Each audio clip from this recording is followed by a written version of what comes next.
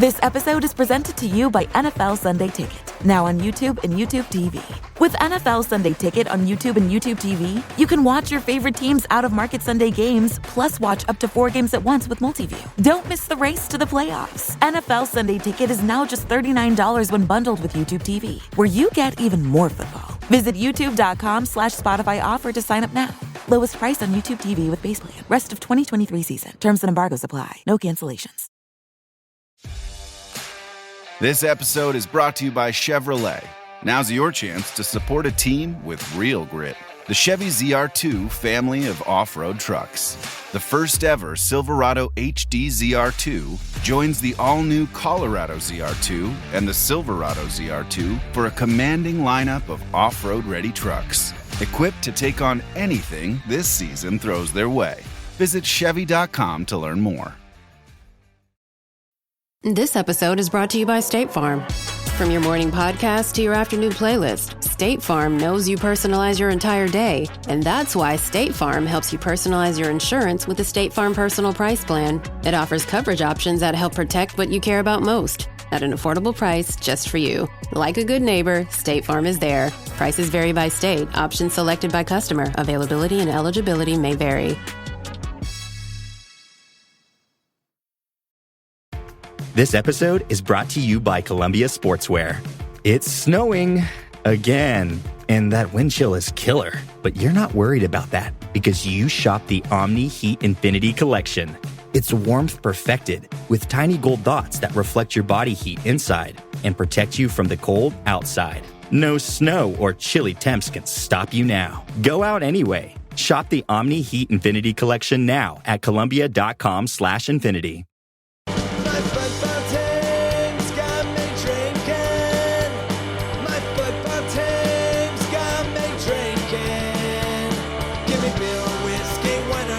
Anything to shake this mood I'm in. My football team's got me drinking.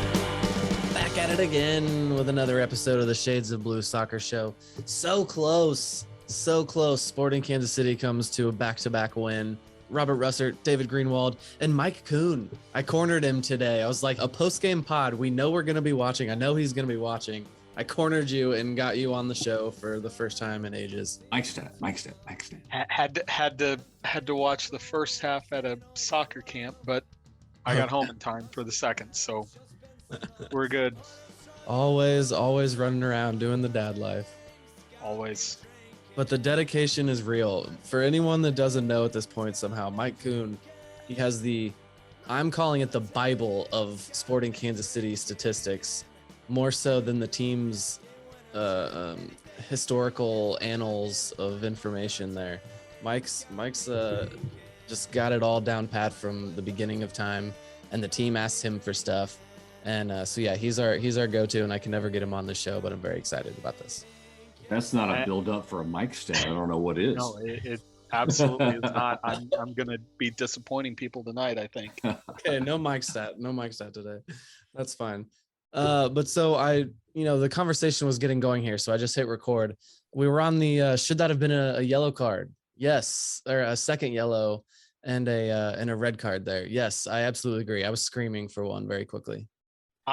Well, to expand further, the foul on her, it was Hernandez, right, that got fouled, because in the broadcast they were saying it was Pierre, but it was Hernandez that got fouled. I wasn't misseeing that, right? I believe no. Caden got chopped down. What should have been a second yellow was Caden getting chopped down. Okay, so Caden got chopped down by Reynoso, whose first yellow was just plain stupidity on his part, because you see him slow down before he puts the ball into the corner and then claims he never heard the whistle. So, but no, I thought it was a second yellow. I wasn't surprised that it wasn't. The way the referee had been calling the game, I wasn't surprised it wasn't a yellow, but in my mind, other days that absolutely is going to be a second yellow. So there. And if it wouldn't have been the second yellow, he would have given him the first yellow, I think. Which gets into the age-old argument of if it's a yellow, it's a yellow, whether it's the first or the second. I know. That's one of those things I go back and forth on, just depending on what suits me in a game. So anyway, this is another example of, and actually, I'm just gonna sum up my Sporting Kansas City analysis for you right now, just the entire season in one sentence here. Sporting Kansas City looks really good until they don't. Every game, they look fine. They're in it. They're right there. And then just something ridiculous happens. Someone just forgets they're playing soccer and they forget marking someone, or a ball bangs off the back of a keeper and into the net. Just, I don't understand how this happens. Like, I had someone text me like, "Oh, Issy looks good, looks better today." It's like, well, I don't know. I think he always looks good until the one moment that he forgets something and a goal gets scored. Am I wrong about that? Do you guys feel the same way?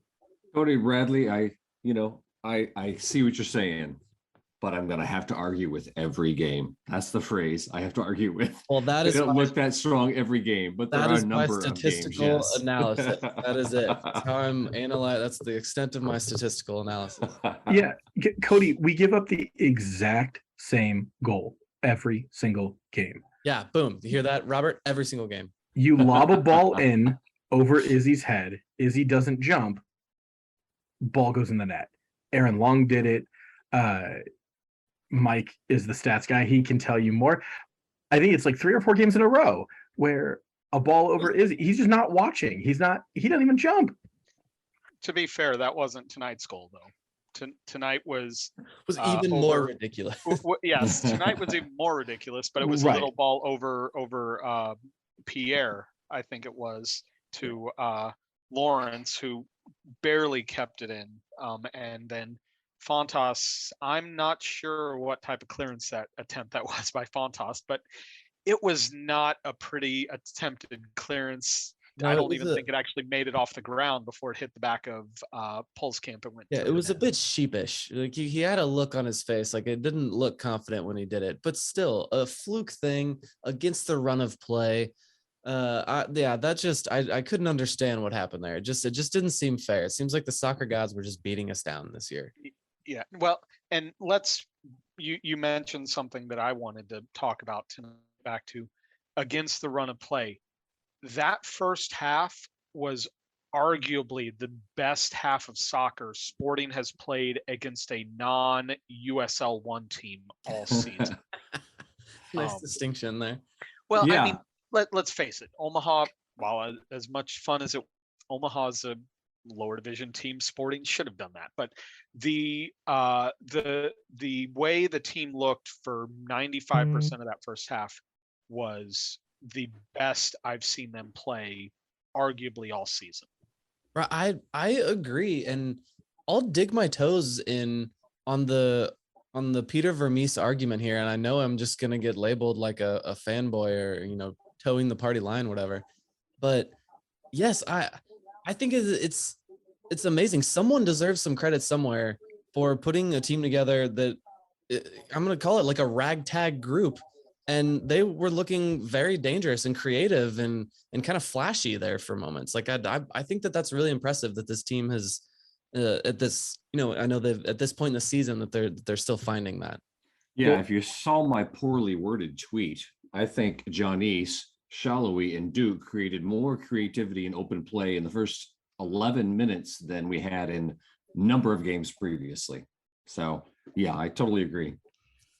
Yeah, I agree too. And my thing with Duke, like, yeah, he was involved in some of that, but it's still, he's just not quite there yet.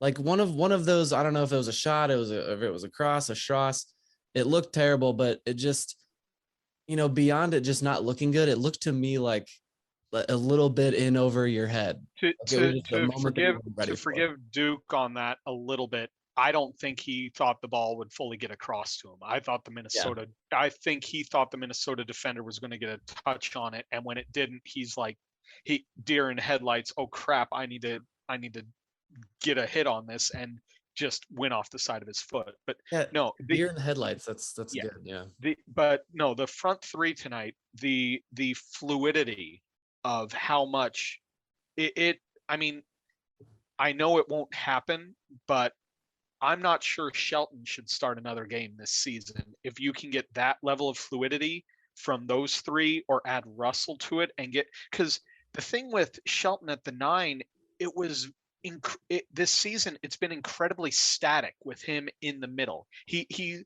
like we've seen in the past, he's not a bad winger. Hell, look at the Montreal game. The winning goal came from him playing down the wing. So he's not horrible as a winger, but when he plays the 9 a lot, he's very static in the middle. And what we saw tonight was Jonas was in the middle. Jonas swerved into the middle. Duke swerved into the middle. Shallowy stayed in the middle. You had a lot of fluidity and movement across the front 3, and that caused a lot of issues for the Minnesota back line and created a lot of chances for Sporting going forward. Yeah, it definitely did. And you kind of hit the nail on the head there. I'm sure plenty of people heard you say, I'm not sure Kyrie should start another play another game this year. And I think a lot of people were probably applauding that. Like, we knew that a long time ago. But I think it's a good point to bring up because, you mentioned the fluidity. And I think the reason he would have been starting and the reason he is holding on to playing time there in Vermes' eyes is going to be because of that. He knows the system, he knows the role.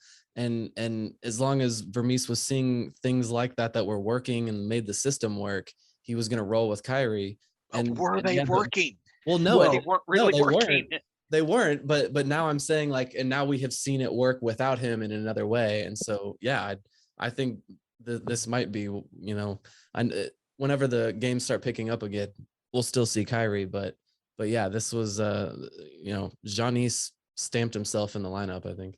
Well, one of the things that earned Kyrie all of his playing time, one of the reasons we got Polito was the ability for them to drag defenders out of position. Polito could get the ball, in the midfield and carry it forward, and it drags a center back with him. And a couple of years ago, when we're setting goal records, Kyrie was able to drag defenders with him, which opened up space for Daniel and Johnny to cut inside. That hasn't happened this year. Defenders are staying home. They know Kyrie's not really a threat. Why bother chasing him? And what we saw tonight, that fluidity up front, it started to create space again. And guys were able to make interesting runs, the give and goes, and even some of the stuff that didn't come off because they weren't necessarily in sync. You could see, though, a little bit more time together with that front 3 and some really cool stuff could have happened. Well, you actually said something interesting, and I'm actually trying to scroll back. Well, I'm trying to scroll back through my old because I saw something on my time hop today. And I think it was during Shallowy's season from hell, basically. And one of the comments I had made on it was how much more successful Shallowy was when Shelton was playing center forward. And looking at that tweet now, it's like you can't see, you don't see it. But then you think about at the time when Shelton was actually able to draw the defenders with him, how much more successful Shallowy was with those cutting runs, which goes back to the point I made about how static it seems like Shelton is now in the 9 position this year compared to other years. He's not drawing the defenders out to create that space in behind. The space is coming from Russell or Shallowy taking defenders on the wing 1v1 basically and beating them like the goal tonight basically. So it's the way Shelton's playing this year compared to prior times when he's been at the 9 that it is the difference this time around. Yeah, as annoying as that narrative was of, the team wins, Kyrie doesn't score, but the team wins with him out there. They didn't just make it up out of nowhere. Like it did. He was making players better around him there for a while, but something has changed this year and he's not doing what he used to do. But Mike, I agree with what you're saying in a lot of ways, but also I think opposing defenses have figured out that Kyrie's not going to hurt them, and they've been able to focus more on Shallowy and Russell as a result. I think that's changed too. No argument there. I mean, the proof is in the over 1,200 minutes he's played with 1 assist that teams don't think Shelton's going to hurt them. Yeah, teams are going to let Shelton try to basically try to cut off Shallowy and Russell and either make them beat them on their own or make Shelton beat them. And tonight Russell stepped up again, as he's done pretty much most of the season. Basically. Yeah, speaking of making Johnny beat you on his own, he did that tonight. That was a little fortuitous, though. Let's admit. Little lucky, but the Little bit, goal, little- their goal was unlucky for it. So evens out, even Steven. Yeah, I mean, large parts of this game are putting yourselves in a position to get lucky, right? Being in the right spot, Sure, of making the course. right runs. Oh, and Yeah. that's central to Johnny's game, just crashing into the box and making something happen. So Yeah, but- you can't take away all just because of luck on those. Yeah, he put him on skates. And frankly, Dayne St. Clair stood on its head, and kudos to him. He's a stud. But they were lucky that we didn't put an extra one, if goalies were trees like Cody thinks they were, we probably would have scored 3 goals. Stood on his head. Give me some examples of when he stood on his head tonight. The Johnny save in the second half. That's the one. When he came off his line to stop Duke on the other chance that Duke had in the first half, the 2 shots that Shallowy had in the first half that he made decent saves on. I'll give decent at best. The one with the one on Jean-Yves was the best one, and Caden Pierre left a goal on the pitch by just standing there and watching it instead of gathering up the rebound, which again the keeper gave up. So I'm not going to give him that much credit. It should have been a goal anyway. I was shouting, and my oldest son who was watching the game with me will admit to it. I was shouting follow as soon as he took that shot, because I knew St. Clair wasn't going to hold it just because of how the shot was. And it was Pierre, and I don't know who it was on the right side. It might have been Shallow. They stood there and watched for that half second. I'm not saying they get to it before St. Clair, because still had a chance later in the second half that Shallowy did crash on, and St. Clair still was able to get to it first. But you have to at least put the goalie under pressure in that situation. You have to at least, as soon as you see that shot, you're crashing into the box. Yeah, everybody just turned and looked at Jean-Yves' bullet at goal, and if Pierre makes a break a half second sooner, he absolutely taps that ball in. So yeah, I'm not stand on his head. That's my qualm with keepers here. He had a fine game. Okay. I'm not going to say like I stood on his head. We said that the same keeper. What was it? The Open Cup game? Everyone was saying he was staying on his head. Oh, such a great young keeper. And I'm just standing over here like, whatever. We kicked the ball right at him. Well, if you want to say a goalie stood on his head tonight, let's talk about Pulskamp's 2 big saves, like within like a minute of each other in the second half. Yes. Now, I'm not taking anything away from St. Clair. St. Clair had a very good game, but those 2 saves from Pulskamp were huge tonight. I allege that I give credit when credit is due for keepers, and that the second save was better there for was on Pulskamp off the corner. Quick reaction, just got it over the bar. I like that. And David, don't shake your head at me. I give credit where credit's due. You are a notorious keeper hater. But see, that's my, for those who don't know, that's my qualm here. I'm not a keeper hater. I hate the extra credit that keepers get. I hate the way referees baby them. I hate the way they get to just yell and scream at the defense. And yeah, we give the make yourself big. We shoot a ball right at them and we say they made themselves big. Like it's just, that's what I have issues with. I love a good save. Tim Melia has blown my mind a few times, but no, so my issue is with the way we treat keepers.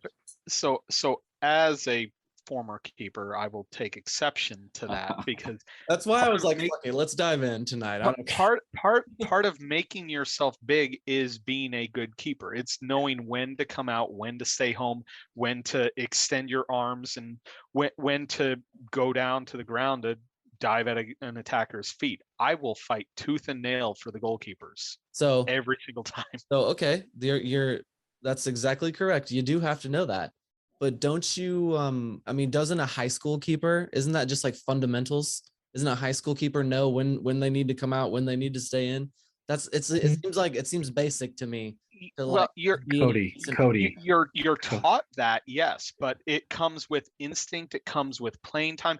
And high school soccer versus professional soccer is a completely different situation, and the speed of play from even from high school to college is immensely different. And I I played Division 3, and the speed of play from high school to Division 3, where you're not getting a scholarship, you're just there because you're good enough to be there, basically.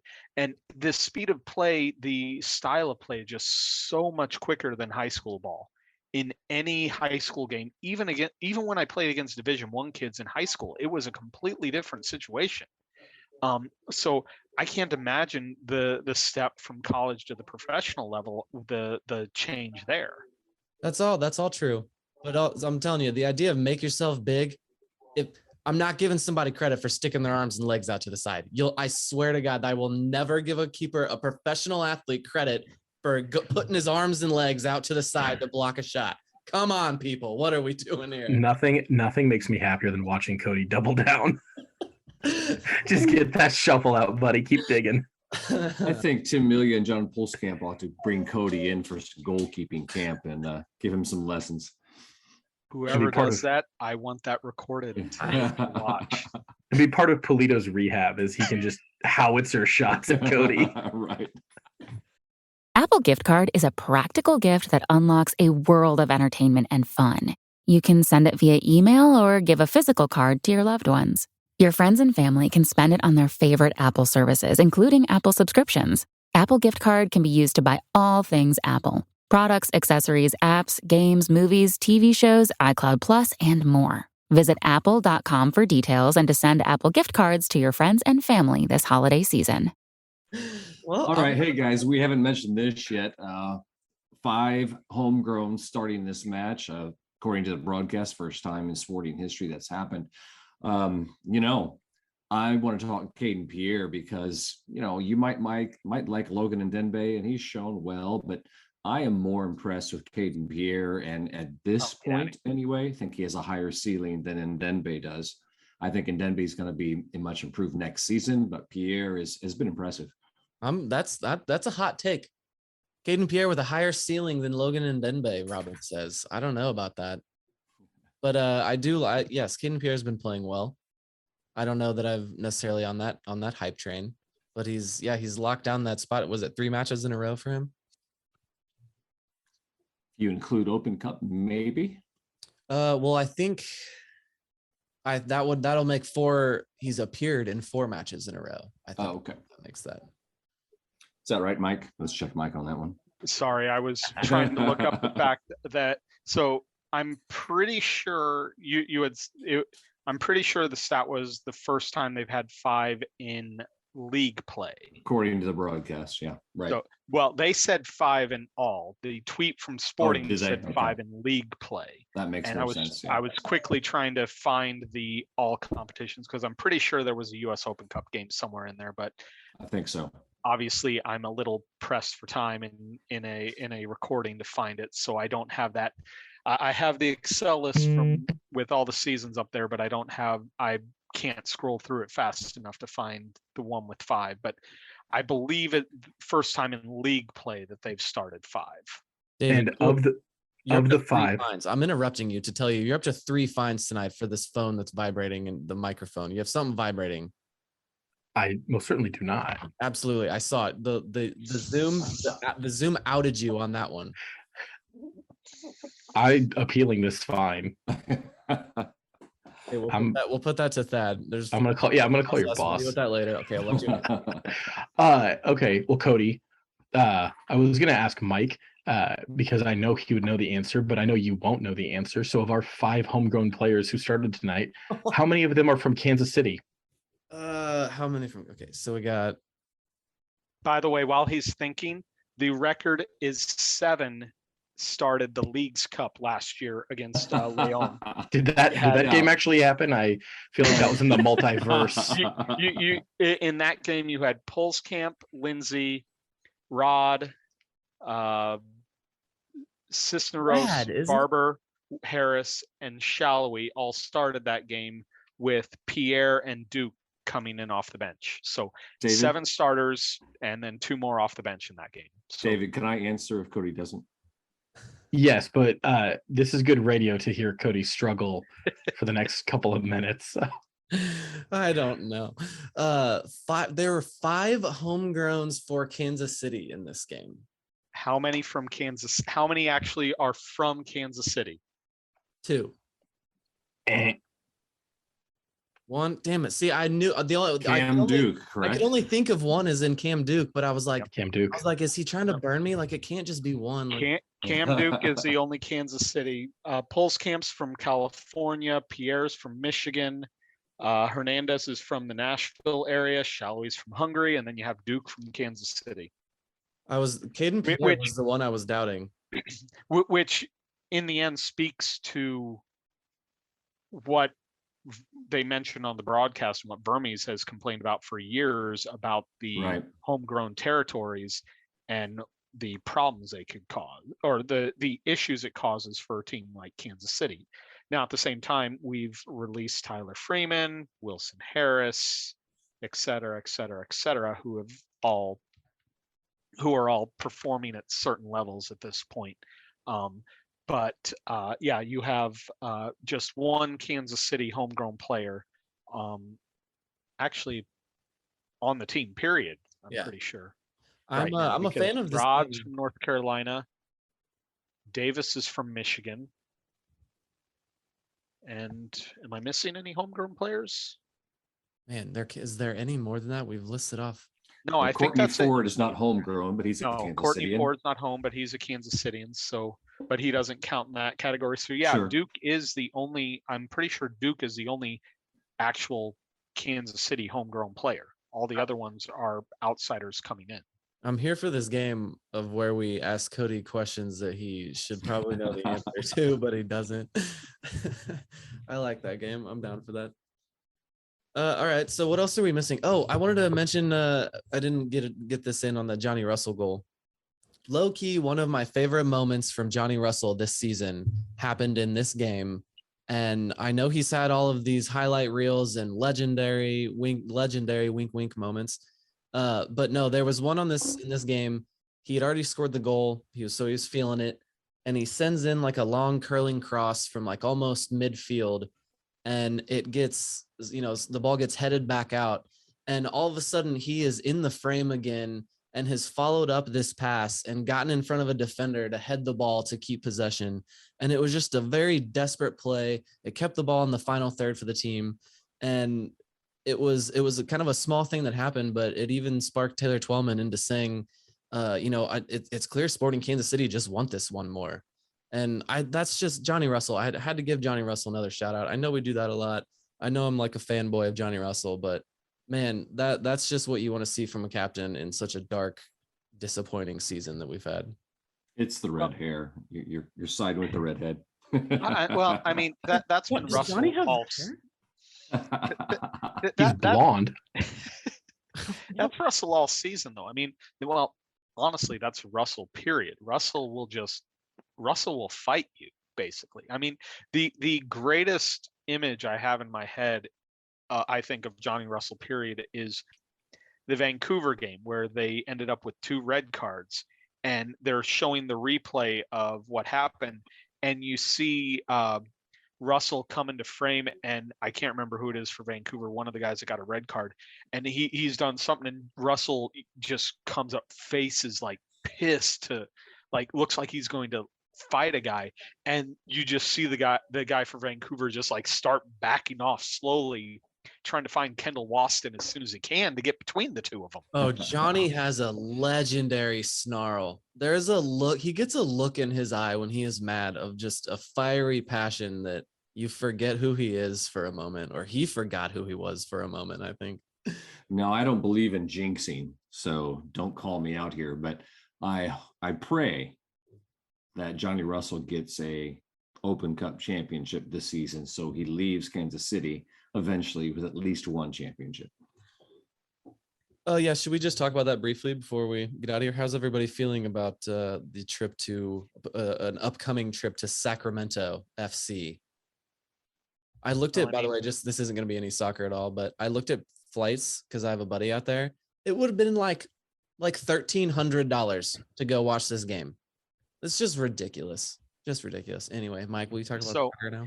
So first we have two more games in between. Right. We have Salt Lake this weekend, and then we have an actual rivalry game in Salt Lake this weekend, and then we have LAFC at home.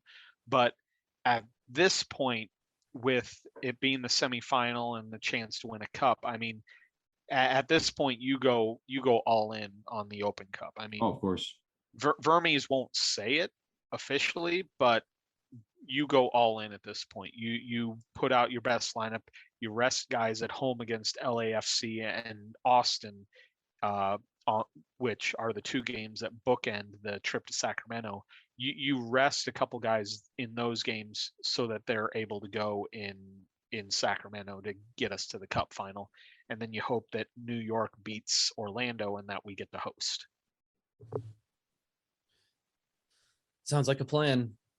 Oh, should we give a shout out? I want to give a shout out to Farmhand, I believe, who had the comment on that last game thread, laid out the rest of the season schedule for us, got all the wins, all the draws, all the losses, and it's just we can cakewalk into the playoffs. So shout out to Farmhand for that. Made me feel way better about this.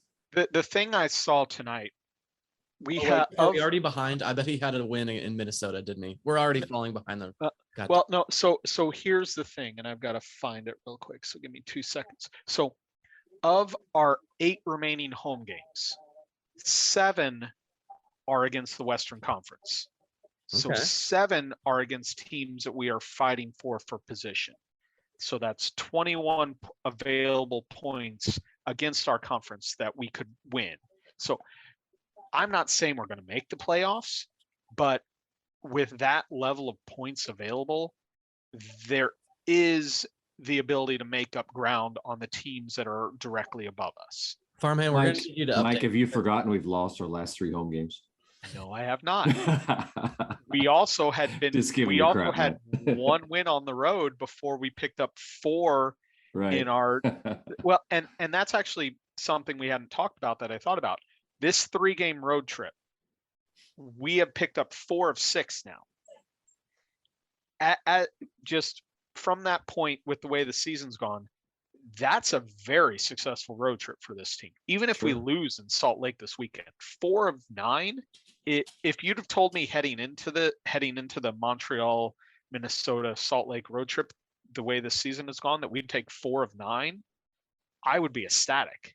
If we can get anything in Salt Lake, that is a bonus at this point for the way this season has gone.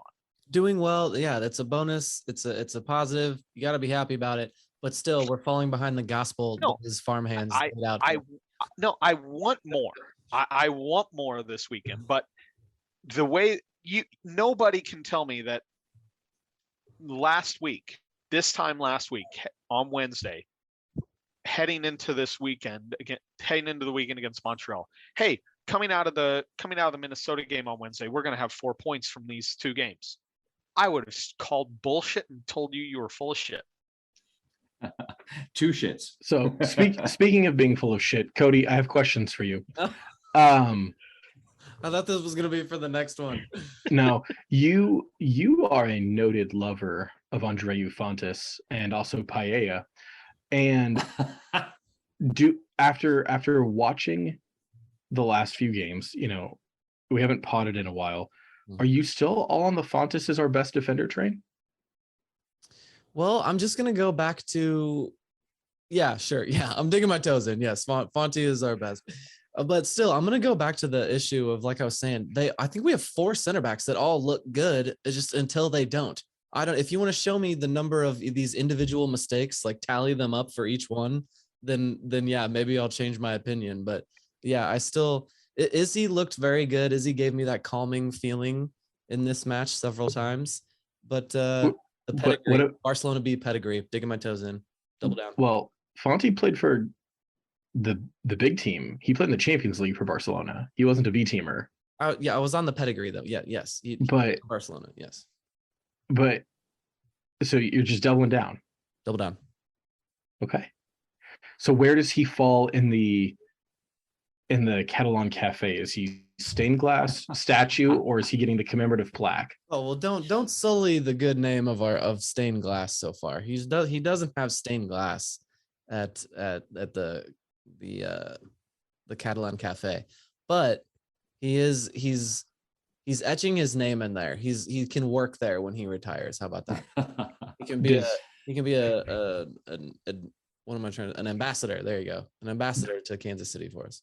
Do you put him maybe a above commemorative glass? Maybe I don't know. Yeah, does he get? He gets a special on the menu. Definitely. But is he held in higher regard than Jordy Quintilla? Ooh, that's close. He doesn't have the legendary moment. Jordy's got Jake I Go. He's got Jake I Go. He's got the legendary moment. So Jordy still might be up on that echelon in the Catalan Cafe. I don't know. But Fonte's got time. He's got some time. We could win a cup here. He's got less than half a season to do it. Yeah, but I would semifinal and a final coming up. I would not be bringing him back at this point. I'd be surprised if he came back. You have a guy. We gave him a 4.5-year contract, $1 million a year, forced the trade of Iko Para, and we've gotten what?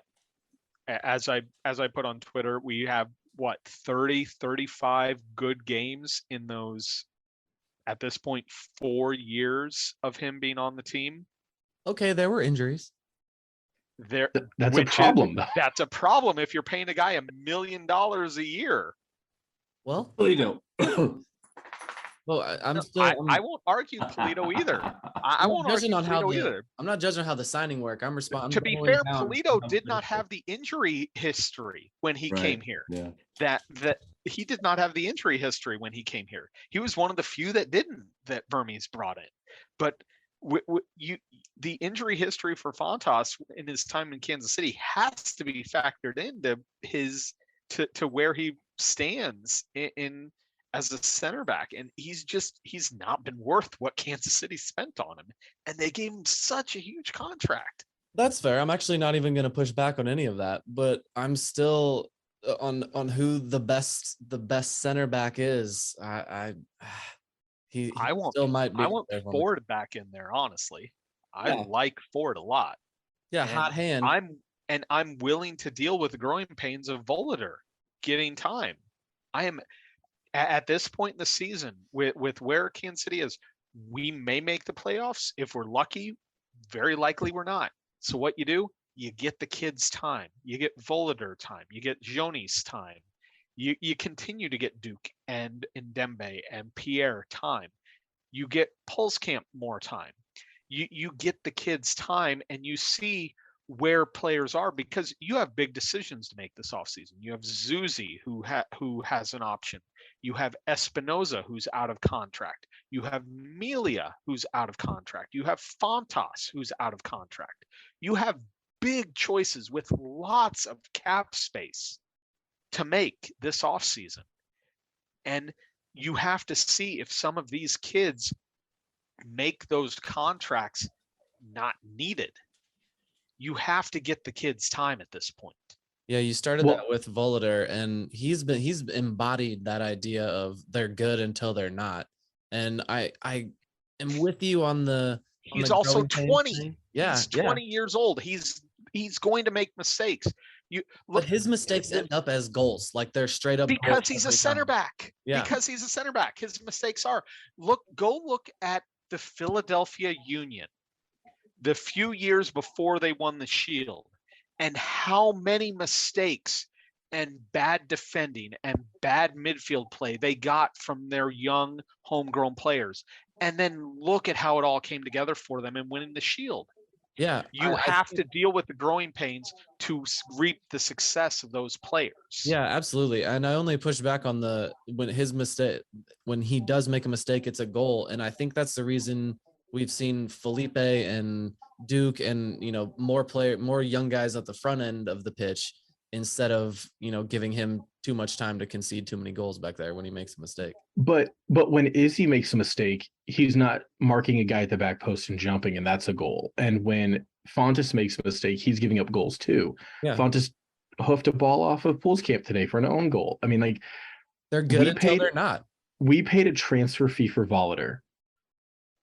We paid a transfer fee. He's a U22 player. If he was just like a cheap flyer from the Estonian league, it would be one thing, but he's a German youth international and we paid a transfer fee for him. Like he and your boy, Mr. Cavs, Logan and Denbei, and are supposed to be the future of this team, right?